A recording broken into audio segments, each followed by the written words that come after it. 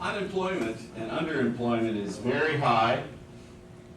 We're talking about a jobless recovery, if there's even a recovery currently going on. What's your plan to put people back to work? Christopher? The first thing we gotta understand is the fundamental difference between a conservative and what we have in Washington now. In the inaugural address this year, Mr. Obama said that people are frustrated because Washington's not fixing their problems. That's the mindset of Washington right now, the leadership there. We need a conservative who understands that it's the private sector that creates jobs, not the government. We reduce the tax burden on employers and on individuals, and we increase productivity. We don't put a VAT tax on productivity. When a company such as mine is free to be more productive without being taxed, we go out and hire more people. We go out and buy more equipment. We're buying equipment from vendors. That creates more jobs there. I'm becoming more productive, so therefore I gotta hire more people. I can pay them higher wages and better benefits.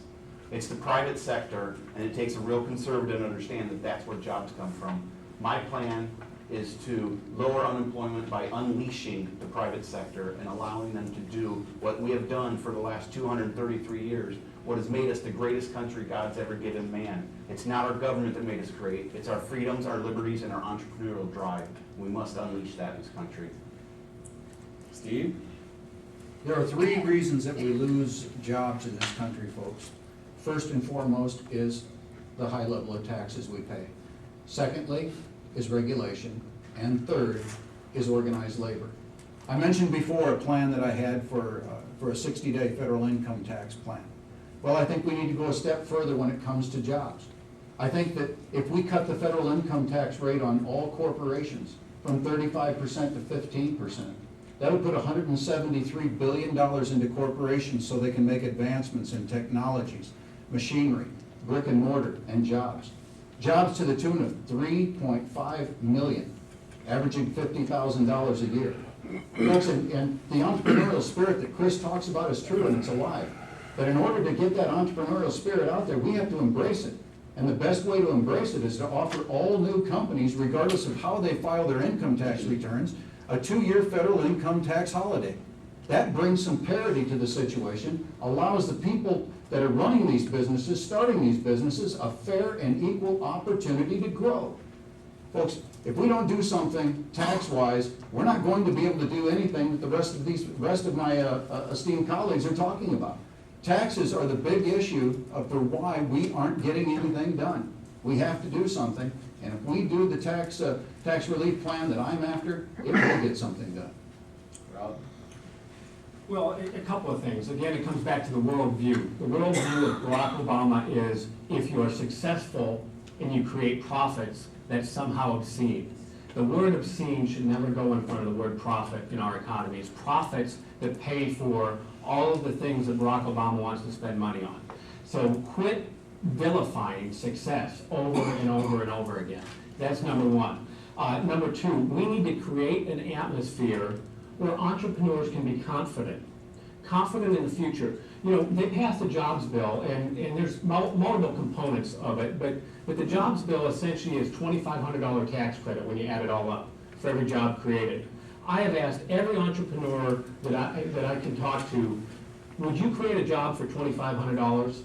Not a single one will create a job for $2,500. I'll tell you what though, if I create 10 jobs, I'm gonna take the $25,000. Dave Lopesak's going to come hold up a check and say, look at the jobs we created at Rob's office. Dave Lopesak will have created 0 jobs with that. They'll just have given me $25,000. So we need certainty. We need confidence in the future. We need low and stable taxes. We need to be confident of regulation. And we need to know that our government's not going to kick the crap out of us every time we're successful. Marianne? Well, you said obscene. And right now I think we're watching an X-rated film called Government Gone Wild. We need to enact a payroll tax cut immediately. It should have been done 18 months ago. Why a payroll tax cut?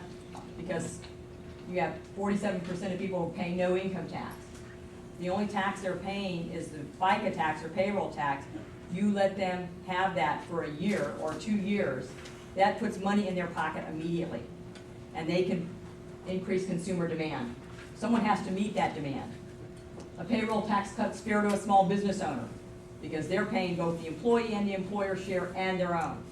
It's immediate, it's fair, and it's not costly. You don't have to send out 3 letters saying you're gonna get $250 in the mail. Dave Ott reviewed our plan, thought it was excellent, it was fair to everybody, fair to the small business owner.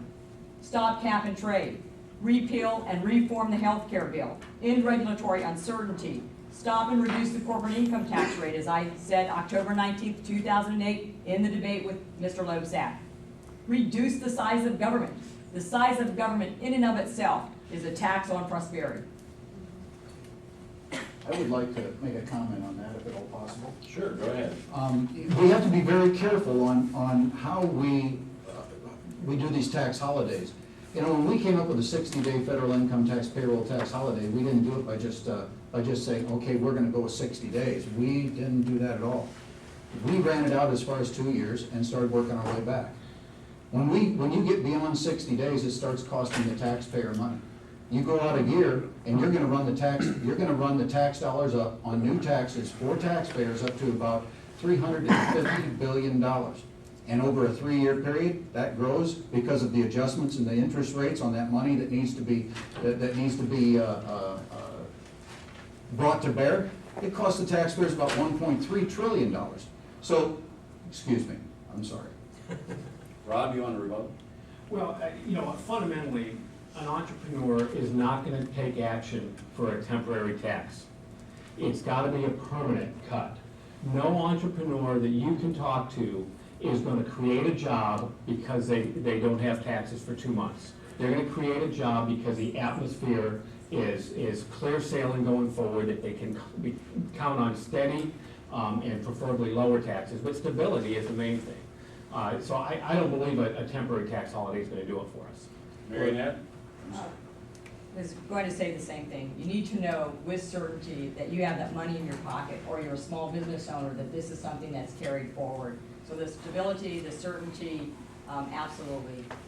Any tax, in the current climate, any tax break that we give, whether it's a tax refund or it's a tax credit, is going to add to the deficit. It would be false not to say that it does. However, if you can increase demand immediately, and that translates to the small business owner, to the entrepreneur, the revenue stream to the federal government increases. And so the deficit isn't as marked as when you have a 60-day tax cut.